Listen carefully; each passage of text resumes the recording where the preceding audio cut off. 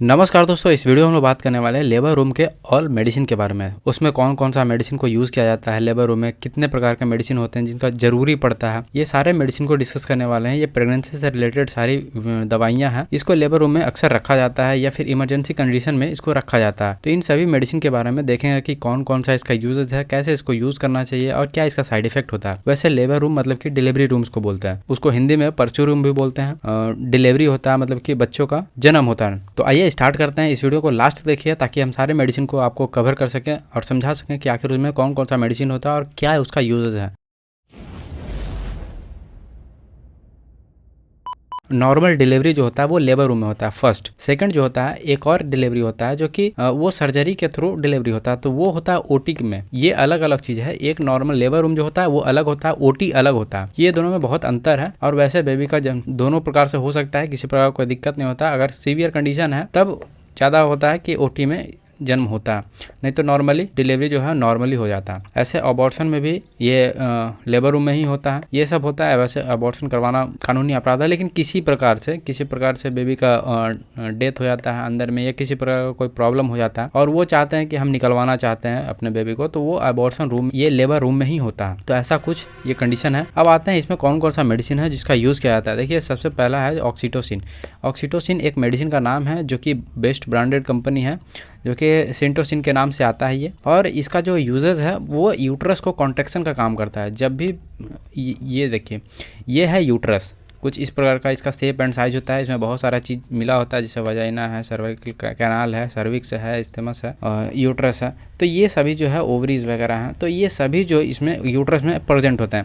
अब इसी को कॉन्ट्रैक्ट करने का काम करता है, मतलब कि इसको कॉन्ट्रैक्ट करवाता है और बेबी का जो निर्माण होता है वो इसी में होता है। फर्टिलाइजेशन यहाँ पे होता है और यहाँ से फर्टिलाइज होकर जब यहाँ पे आ जाता है तो बेबी यहीं पे रहता है।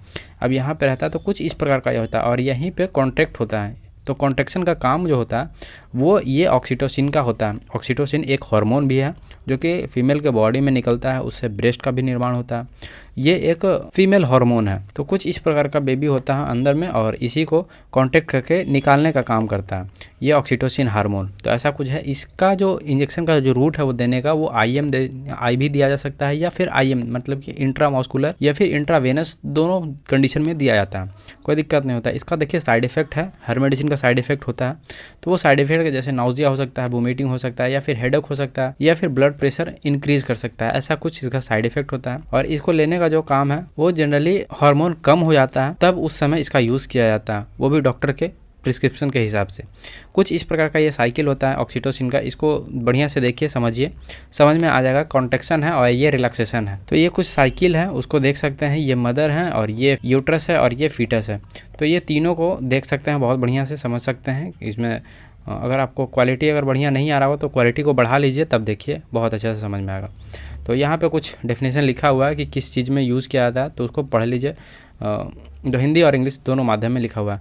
नेक्स्ट जो मेडिसिन है वो मेथर्जिन है। ये इंजेक्शन के फॉर्म में अवेलेबल है। इसको लेने का जो यूजेस है वो इंट्रावेनस, इंट्रामॉस्कुलर दोनों टाइप से लिया जाता है। वैसे इसका काम जो होता है वो आफ्टर चाइल्ड बर्थ के बाद होता है, क्योंकि जब ब्लीडिंग होता है कुछ इस प्रकार से, देख रहे हैं, ये हमारे यूट्रस है, हमारा नहीं फीमेल का, और यहाँ पे कुछ ब्लीडिंग हो रहा है। तो कुछ इस प्रकार के ब्लीडिंग को रोकने के लिए इस मेडिसिन का यूज़ किया जाता है। इसका नाम है मेथर्जिन। कुछ इस प्रकार का और भी बहुत तरह से आते हैं नाम से, तो उसका भी यूज़ किया जाता है। Specially for after child birth में किया जाता है, ब्लीडिंग को कंट्रोल करने के लिए। वैसे इसका भी साइड इफ़ेक्ट है। जनरली हर मेडिसिन का साइड इफ़ेक्ट होता है, लेकिन अब कितना सोचिएगा तो फिर यूज़ भी नहीं कर पाइएगा और हो सकता है कंडीशन ख़राब हो जाए पेशेंट का। तो ये सब डॉक्टर के द्वारा इमरजेंसी कंडीशन में यूज़ किया जाता है, वो भी लेबर रूम में रखे जाने वाला ये मेडिसिन है। तो फर्स्ट ऑक्सीटोसिन और सेकंड जो है मेथर्जिन है। इसका जो साइड इफ़ेक्ट है वो हो सकता है डायरिया हो सकता है, हेडेक हो सकता है, नाउजिया हो सकता है या फिर पेल्विक पेन हो सकता है। ये सभी समस्याएं हो सकता है, टेस्ट में आपका चेंजेस हो सकता है। तो ऐसा कुछ इसका साइड इफेक्ट होता है। नेक्स्ट जो मेडिसिन है वो है कार्बोप्रोमेथिन है। इसका जो यूजेस है वो सेकेंड ट्राइमेस्टर अबॉर्शन में किया जाता है। इस मेडिसिन का यूज़ जो है यूट्रस को कॉन्ट्रैक्ट करता है और निकालने का काम करता है। ये सेकंड टाइम में 6 महीने का अगर बेबी है तो उसको निकालने का काम ये करता है, कॉन्ट्रैक्ट करवाता है और कॉन्ट्रैक्ट करवा के ये बाहर की ओर निकल जाता है। तो ऐसा इसको जो यूज़ किया जाता है वो इंट्रामॉस्कुलर किया जाता है, नॉट फॉर IV यूज़। तो ऐसा इंट्रामस्कुलर के लिए ये है। इसका साइड इफेक्ट भी बहुत सारा हो सकता है, जैसे कि गंभीर सिरदर्द हो सकता है, धुंधली दृष्टि मतलब कि ब्लर दिखना ये हो सकता है, आपके कानों में गूंजना जैसा ऐसा हो सकता है, चिंता हो सकता है, और सीने में दर्द जैसी समस्याएं हो सकती है इस मेडिसिन को लेने के बाद। तो इसका नाम जो है कार्बोप्रोस्ट ट्रोमेथमिन है। तो इस ऐसा कुछ होता है, ये इंजेक्शन कुछ इस प्रकार का है। यहाँ पे लिखा हुआ रहता है सभी मेडिसिन के ऊपर कि इसको कैसे यूज़ किया जाता है। तो आई होप कि आपको समझ में आ गया हो। यहाँ पर डेफिनेशन है, इसको पढ़ सकते हैं। अगर आप इस वीडियो का पीडीएफ लेना चाहते हैं या फिर और भी वीडियोज़ हैं उनके पीडीएफ लेना चाहते हैं, तो आप नीचे दिया गया जो नंबर है उस पर व्हाट्सअप कीजिएगा और लिखिएगा कि I want to join this group. तो वहाँ पे कुछ पेमेंट का ऑप्शन आएगा, पेमेंट कीजिएगा 499, तो आपको वहाँ पे टेलीग्राम का लिंक आएगा, वो ज्वाइन करवा जाएगा। वहाँ पे सारे वीडियोज़ के पीडीएफ अवेलेबल हैं, उसको पढ़ सकते हैं, समझ सकते हैं अपने अकॉर्डिंग। अब नेक्स्ट जो मेडिसिन है ये जेल है, इसका नाम है डाइनोप्रोस्ट जेल। इसका जो यूजेस है वो सर्विक्स को ओपन करने का काम करता है। ये मतलब कि इतना चिकना होता है कि कुछ इस प्रकार का ये ओपन हो जाता है। यहाँ पे देख रहे हैं ऐसा कुछ इस जगह इस पोर्शन पे लगाया जाता है और ये चिकना के कारण ये बाहर आने लगता है और ये कॉन्ट्रैक्ट होता है और ये बाहर की ओर आने लगता है। तो ऐसा कुछ इसका यूजेस है। तो यहाँ पे देख रहे हैं ये अम्बेलिकल कोड है, ये हमारा प्लासेंटा है और ये यूट्रस है, कुछ इस प्रकार का यहाँ पे अवेलेबल है सब चीज़।